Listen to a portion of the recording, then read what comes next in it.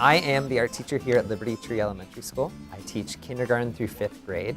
It is a wild adventure every day.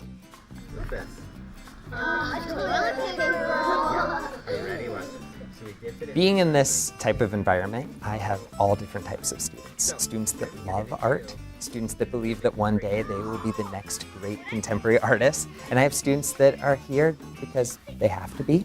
And part of the challenge for me is to engage all of them, to teach them that there is a purpose for art in their life. Is there a way to mess this up? No. Right? Even if you did this. Look how beautiful that is. Yeah. Isn't that cool? So today, I'm working with first graders, and I've introduced them to Eric Carle, the famous author and illustrator. He was a big, fat caterpillar.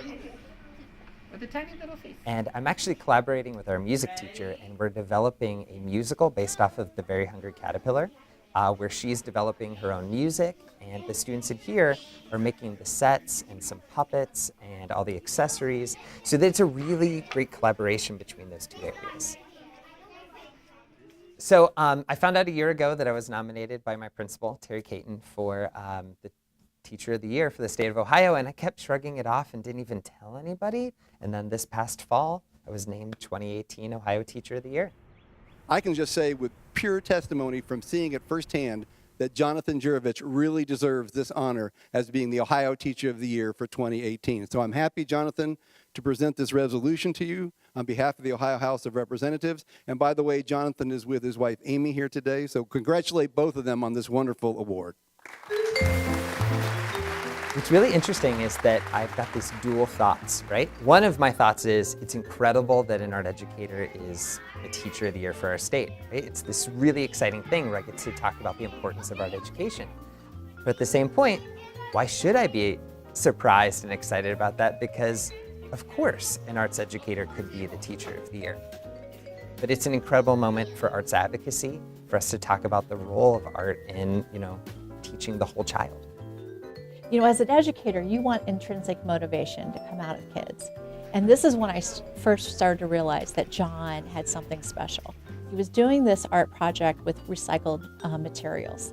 What started to happen is that kids were going home then, looking around in their own collection, one kid in the garbage can and things, and they were creating these wonderful pieces of art, and they couldn't wait to bring it back to show Mr. J.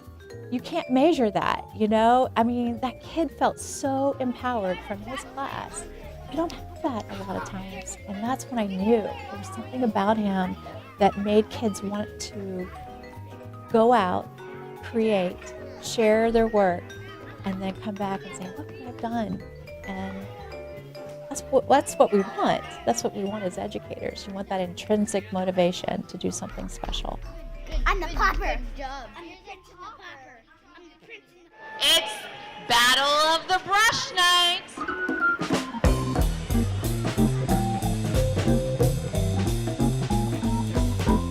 The arts here are really celebrated at Liberty Tree, which of course I'm excited about.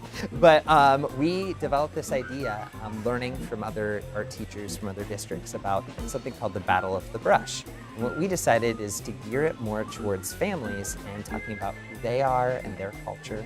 And so families sign up, and they pay a small fee to get all their supplies and resources. And when they come in the door, they get one of 3 topics that center around community or culture.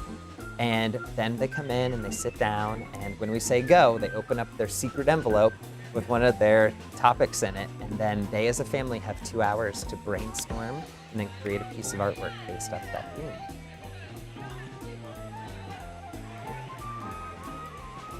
John is now one of the 4 finalists for National Teacher of the Year.